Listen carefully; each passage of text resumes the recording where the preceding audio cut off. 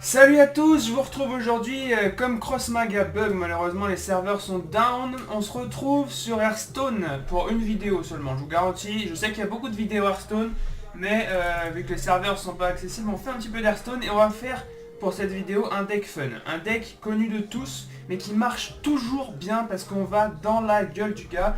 C'est le guerrier pirate, le guerrier face, vous connaissez le deck, je vous le présente pas. Des petites spécificités quand même, j'ai décidé de mettre la fabricante d'armes pour avoir une arme de plus. Voilà, le berserker écumant toujours parfait dans ce genre de deck, avec la masseur de butin aussi qui permet de piocher parce que sinon c'est la loose, on n'a plus de cartes au bout de 2 tours, c'est la merde. Alors on est parti, vous voyez que je suis en 7, on va dire grâce au deck, parce que je commence à peu près il y a 3 jours, rang 12, 13. Je monte en 10, je bloque un petit peu avec ce deck, hein. Je monte en 10, après je bloque et après je repars dans une série de victoires jusqu'au rang 7, donc du coup là je rebloque un petit peu. Donc on va voir ce qu'on peut faire. Alors vu qu'on a la pièce, le plan de jeu est tout fait. Ici on va faire seconde Enzot au T1 et T2 vu qu'on a la pièce on fait amélioration, pièce, mousse de la voile sanglante. C'est clair. Ah. On pioche le matelot, ce qui peut peut-être changer un petit peu les plans, on va voir. Là, le but, c'est d'aller full face et de faire les trades qui... On peut faire des trades quand même, faire des petits trades qui se mettent vraiment trop bien. On tombe contre druide. Par expérience, tous les match-up druide que j'ai fait se passaient vraiment bien. Est-ce que je fais pièce mousse? Pièce matelot, je veux dire. Je pense pas. Le matelot, je pourrais le faire plus tard en fait. Ouais. Là, je vais faire pièce amélioration mousse, ça va être très bien. Et vous voyez que là, on n'aura plus de cartes, au bout du T1 en fait, du T2. Hop, pardon pour le bruit. Alors, croissance sauvage, donc il est lent, enfin, il s'accélère quand même, faudra faire gaffe, peut-être un gardien du bourbier à la tour d'après. Alors là, on a les deux faucheuses, donc c'est vraiment pas terrible. Donc toujours faire d'abord l'amélioration pour pouvoir booster un petit peu plus la mousse. Qui gagne donc plus 2 d'attaque parce que j'ai 2 d'attaque sur l'arme. Après on a le matelot, après on n'a plus rien à jouer. Hein. Donc ça il va falloir piocher un T4. Genre le T4 qui charge. Ok, il a la colère. Donc là c'est chiant, il nous ruine un petit peu notre départ de partie. Alors qu'on misait là-dessus, donc c'est un peu relou. On va essayer de rétablir ça. Finlay c'est bien, Finlay c'est pas mal. Si on a un bon pouvoir héroïque. Ok, pioche, là on a tous les meilleurs. À part le chasseur à la place de l'explosion. On peut piocher étant donné qu'on n'a pas grand chose. On peut se dire aussi fuck, on a 2 armes, on prend le change-forme et on bourrine sa mère. Et c'est ce que je vais faire d'ailleurs. Je vais faire change-forme à ce tour là. Parce que le matelot, je pourrais le mettre au dernier tour de l'arme même au besoin. Si... C'est pas gênant. Le matelot pas forcément utile là, vaut mieux rentabiliser le pouvoir héroïque. Allez, tu mets pas de taunt, voilà. Ça c'est pas trop chiant en fait, on va les tuer avec Finlay les petits 1-1. Par contre les taunts dans ce match-up vont vous faire perdre. S'il invoque un seul gardien ancien de la guerre, c'est fini. Franchement sur Under, c'est pas la peine de continuer. Donc là on va faire matelot pouvoir héroïque et dans la tête. Alors vous pouvez trade avec Finlay parce que quand même c'est une 1-3, ça peut faire vraiment des bons trades. Mais là je me dis que je suis tellement derrière au niveau du board que c'est chaud de trade ici en fait. Ça met un point de dégâts de plus, c'est vraiment important les points de dégâts en plus. Non je vais trade quand même. Ça se met trop bien de trade ici. Parce que là il peut plus en fait trade Finlay et le matelot avec ses 1-1 en fait. Sinon il aurait fait ça. Oh ok. Ouf. Où il nous met cher là. Alors c'est pas un druide Maligos malheureusement. Parce qu'un druide Maligos on l'aurait violé, hein, je vous le dis direct. Ça c'est nul. On aurait voulu l'avoir avant en fait quoi. Est-ce que je mets la grosse arme en mode YOLO? Non, je vais quand même continuer à optimiser la petite arme. Après là je mets mes 2 grosses bourrines. Et s'il ne nous termine pas avant, on peut gagner mais c'est tendu. Parce que là, il va mettre... Il va sûrement avoir un taunt en fait au bout d'un moment. À part, non, peut-être pas en fait, parce qu'il joue une version token, donc il a pas forcément de taunt en fait. Mais il a le pouvoir héroïque qui lui met un d'armure à chaque tour, et là ça c'est chiant ça, pour le coup. Est-ce que je fais fabricant d'armes pour optimiser le pouvoir héroïque? Non, j'ai pas le temps en fait, il va me tuer avant. Et de toute façon c'est perdu je pense. On va essayer avec l'arcanite. Et là il a 12. On peut gagner. Non mais là on a perdu. J'allais dire là si on survivait on peut gagner si on a une frappe mortelle. Là il allait beaucoup trop vite en fait. Non. Vous voyez que là druide c'est un bon match-up sauf quand c'est un druide token. Il va vous prendre de court, il va vous agresser et vous allez rien pouvoir faire. Donc on va repartir en espérant tomber sur... Il y a plein de match-up intéressants. Même le chaman au final j'ai un taux de victoire vraiment positif. Ben, voilà, on va voir ça tout de suite. Le chaman, s'il fait pas une grosse sortie, hein, parce que le chaman grosse sortie vous pouvez rien y faire en fait. C'est beaucoup trop fort.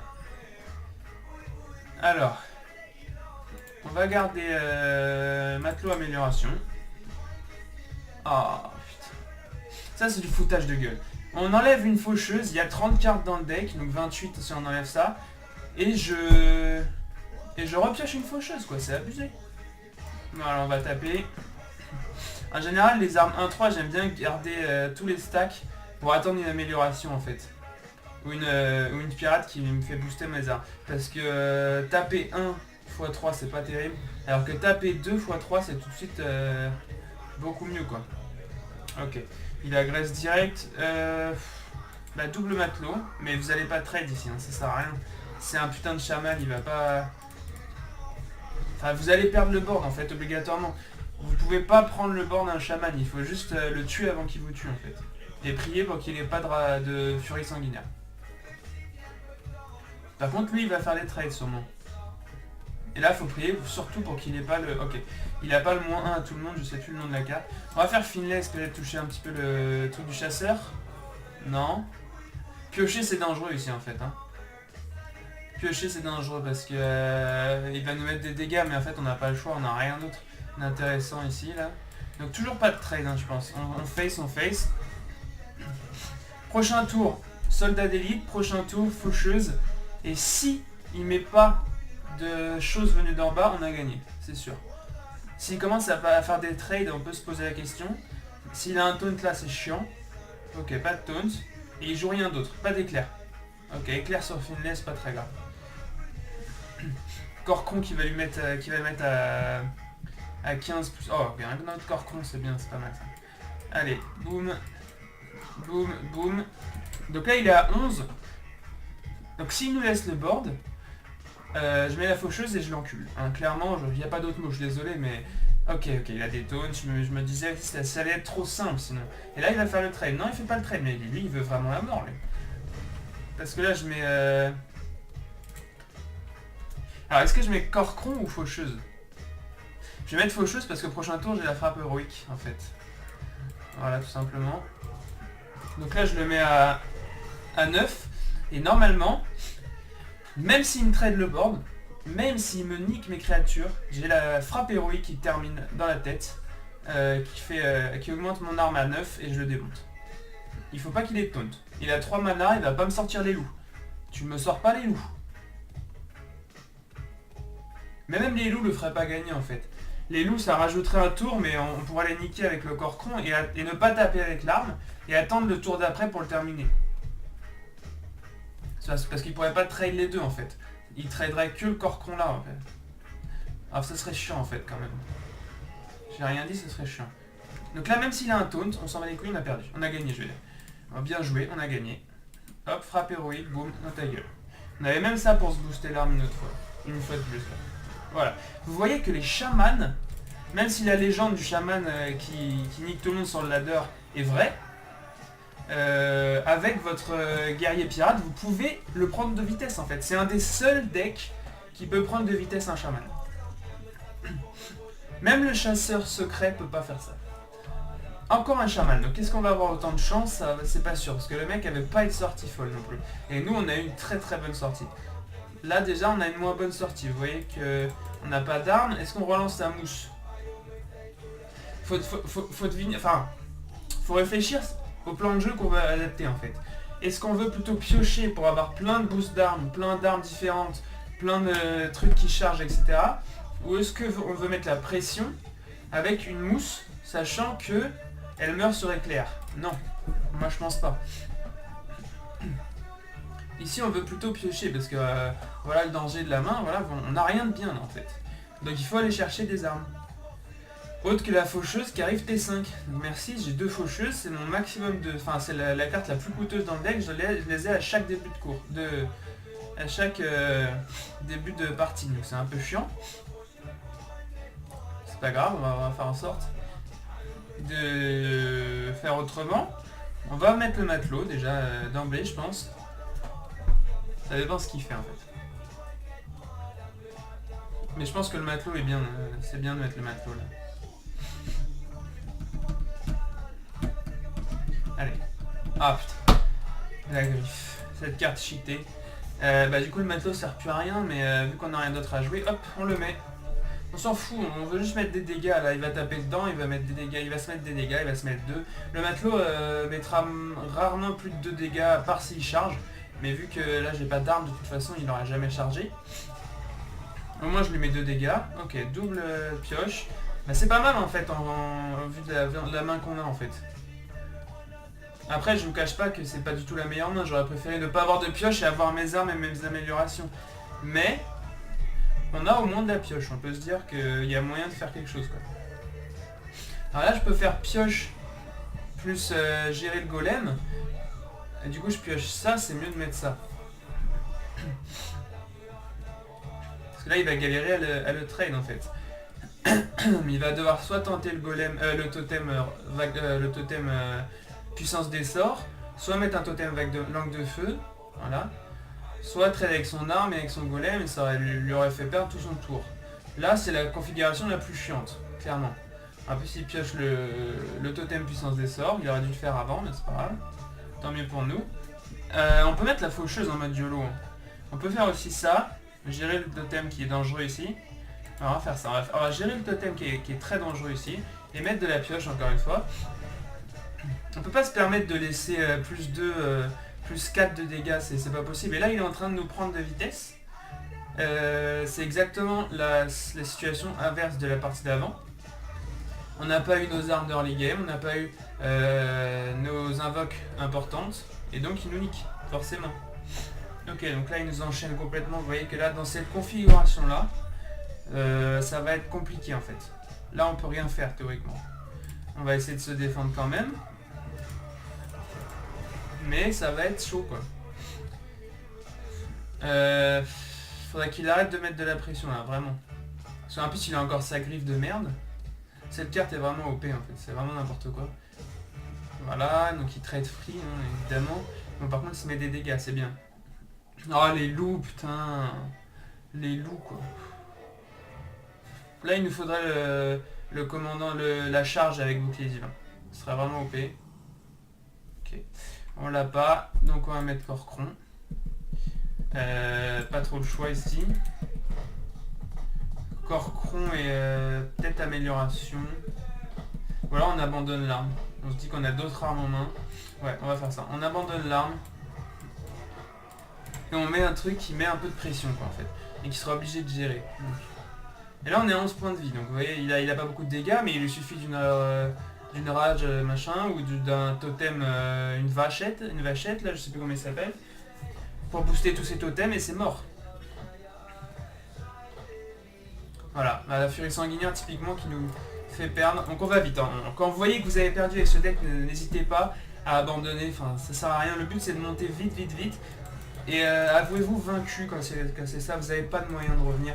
C'est pas la peine. Vous n'avez pas une carte qui va vous sauver quand vous allez la piocher. C'est simplement du contrôle de board et du bourrinage. C'est juste ça. Et si les premiers tours vous n'avez pas ce qu'il vous faut pour tuer un adversaire T6 ou T8 max, bah c'est fini, vous pouvez pas revenir en fait. À part certains match-up où vous pouvez essayer de la voler avec une double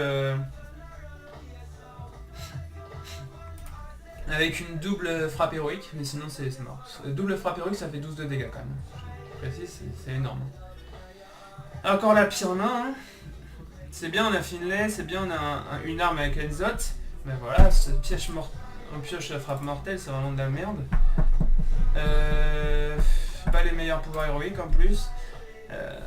Je dirais que celui-là c'est le... Je dirais le troisième meilleur en fait.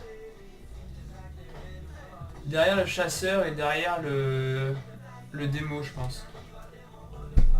Alors, on peut faire Enzot et l'amélioration. Et trade ici je pense. C'est important de trade avec le mage. Sinon il va commencer à vous mettre des sorts free en fait. La caméra est un petit peu décentrée j'ai remarqué. C'est important donc de trade la sorcière. L'apprenti du sorcier pardon. Sinon il va commencer à vous mettre des free sorts. Et à vous mettre lâcher un énorme Atis Flamme et ça c'est perdu en fait à partir de ce moment là. Je sais pas si on joue la pièce cavalier matelot, je pense que c'est mieux matelot pouvoir héroïque. Optimiser toujours le pouvoir héroïque. Quand vous voyez que vous n'avez pas besoin de faire pièce forcément, là, le faites pas en fait, ça sert à rien. Là vous avez un bon tour, bref, hein, faites ce que... Laissez-vous appeler par le pouvoir héroïque. Voilà. Voilà, Atis Flamme, mais là, vous voyez qu'on a limité quand même l'Atis Flamme. Il peut faire qu'un sort, si on avait laissé l'apprenti du sorcier, il aurait sûrement pu faire un autre sort. Donc là, il a un petit peu de chance. On va charger directement. Tuer l'Atis Flamme, hein, bien sûr. Laissez jamais un Atis Flamme en vie. Hein. Sinon, c'est la fin de la partie, c'est clair et net. Donc là, il a plus qu'un Atis Flamme déjà, donc c'est pas mal. Mais on sait que ce deck mage a plein d'autres ressources pour vous tuer. Ne vous inquiétez pas, pas de soucis pour lui. Là, il va ping. Il y a un trade qui peut se faire là, avec la Enzot. Hein. Bon. Il y a aussi un trade qui peut se faire avec le cavalier d'argent ici. Hein. C'est pas dégueulasse. Et prochain tour, on fera ça. On fera la faucheuse. Je trade beaucoup, mais là, je peux faire en plus pouvoir héroïque face. Donc c'est pas mal, c'est plutôt bien. On essaie de maintenir un peu un board stable. Un peu, bon, le mage qui est chiant, c'est qu'on a beaucoup de créatures à 1 point de vie qui va ping toutes vos créatures. Ça c'est la fin de la partie pour nous. Ça pour le coup, cette créature, elle est horrible. En fait, vous pouvez jamais taper. C'est fini en fait. Sauf que là, je vais pouvoir m'en débarrasser. Mais ça n'empêche que... En fait, c'est fini. Parce que j'ai rien derrière. S'il remet un truc comme ça, c'est fini quoi. Alors. Ouais, je voulais en fait essayer de placer la Enzot avant de mettre mon arme. Pour pouvoir avoir un pirate sur le terrain, plus la faucheuse en main. Pour pouvoir le booster ma faucheuse et pas l'arme du pirate. Sauf que si je fais ça, je pourrais jamais gérer ce golem. Tu me dis est-ce que je peux le gérer avec le Enzot après, mais non parce qu'il va me ping mon Enzot. Donc je vais faire tout simplement le move qu'il fallait faire dès le début, à savoir le tuer directement. En général ils en jouent qu'un, vraiment. Donc là on a éliminé je pense le principal truc qui pourrait nous faire perdre. Sauf que on a gâché 6 points d'attaque. Il aurait été à 10. À 10, c'était presque perdu pour lui, parce qu'avec frappe mortelle, on est arrivé à 6 de points de vie, et c'était 6 points de vie, c'est pas dur à trouver dans le deck. Hein. Ok. Là, mais... Bon, on pourrait... ouais. Alors, on va quand même pas mettre l'adepte, mais là, on est en train d'abandonner complètement le board. Ça me dérange un peu. On peut frappe mortelle Wyrm si on a peur. Mais je pense pas. En fait, je suis en train de me demander si cette fabricante d'armes elle est si bien dans ce deck. Parce qu'on a tellement d'armes déjà, que des fois, comme ici par exemple, elle peut être néfaste en fait. Parce qu'on ne peut pas la poser sans remplacer l'arme. Mais c'est vrai que dans certains cas, si T4 on n'a pas d'arme, elle peut nous sauver. Du coup, je me demande si en mettre qu'une, etc., c'est vraiment rentable quoi. Alors, est-ce qu'on n'aurait pas perdu? Si. Parce que là, on peut faire moins 6. Il est à 10, on peut faire moins 6, il reste 4 points de vie, donc on a perdu. On peut mettre une créa, espérer que Ragnaros ne tape pas face, c'est le seul truc qu'on peut faire. On puisse faire, ouais, on va faire ça. Hein. On va même mettre 2 créas, je pense, c'est plus rentable. Ici, ouais. Et ne pas taper avec la frappe. La frappe, vous taperez avec... Ah merde, j'aurais dû faire l'autre sens par contre, pour le coup, ouais, désolé. J'avoue que c'est un misplay ça. L'arme, enfin la frappe, vous la faites à la fin juste pour finir en fait. Et je crois pas trop au fait qu'il ait pas une petite boule de feu pour nous terminer. Voilà, une petite boule de feu, hein, du mage, toujours sympa. Bon, donc là vous avez perdu, n'hésitez pas à abandonner. Vous voyez, ça va vite les parties au moins. On va même en faire une dernière, je pense. Là on est en train de redescendre, donc il va falloir se reprendre vraiment. On va en faire une dernière. On va la gagner, celle-là, j'y crois. Et après je mettrai fin à la vidéo qui va durer un petit peu de temps déjà quand même. Hein.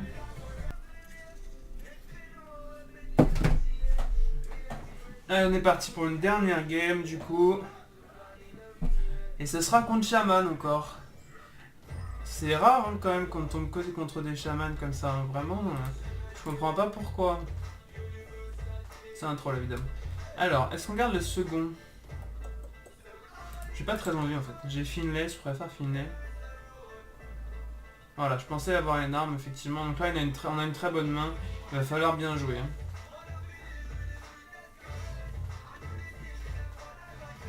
Ok, la griffe qui arrive déjà. Oh, ok, une amélioration. On a vraiment une bonne main là. Si on gagne pas là, je pense que... Ok. Vraiment parfait.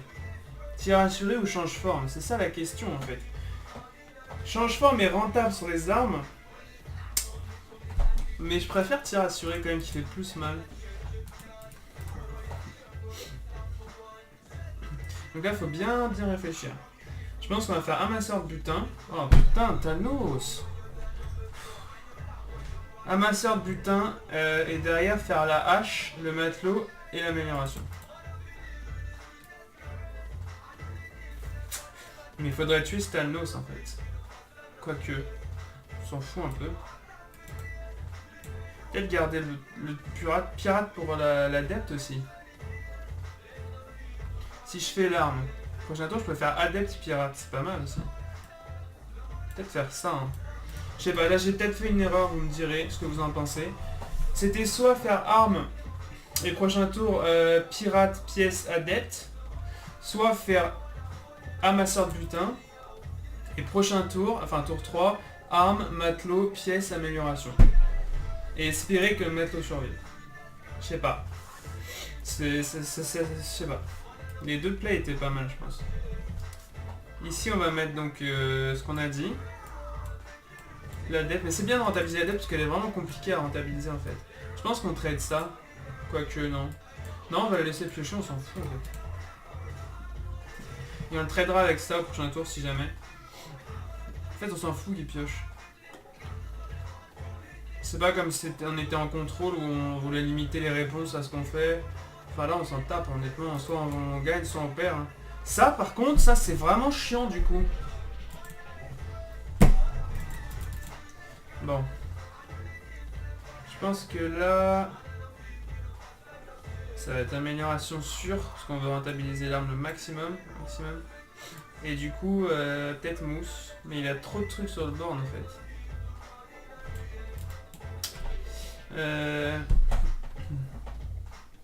Alors, déjà on va dans la tête, c'est sûr, je pense. On va pas trade avec l'arme. Elle fait trop mal mon arme. Après ça me fait vraiment chier en fait. Parce que là il va me trade facilement ma mousse. Je peux faire Hero Power mais c'est pas ouf. Hein. Je peux trade ça. Ça me fait perdre vachement de temps en fait. Je peux mettre ça aussi.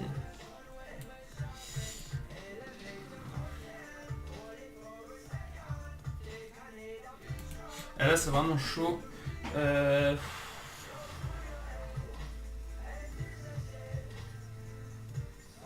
crois que je vais me dire fuck, je vais aller face. Allez tiens.